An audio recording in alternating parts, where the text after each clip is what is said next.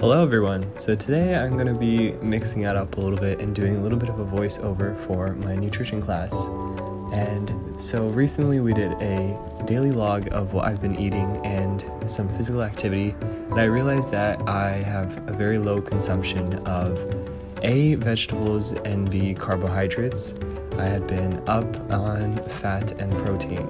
So I looked around on the internet and I found this really great video by Brian Lagerstrom on Prao, which is a Thai dish that's full of veggies and protein and can be eaten with rice, so I can get my carbs in and get all of these vitamins, vitamin A, vitamin C through green beans and basil in my meal. It's a great savory dish. As you can see here, you make a little bit of a sauce with brown sugar, fish sauce, hoisin sauce, and oyster sauce. Throw in some veggies. You fry the green beans at first, fry the pork, add in your shallots and chili flakes, add in that sauce that I mentioned earlier right now. You let it cook down, and at the very end, you add in some fresh chopped basils, chiffonade, and you lay it atop rice.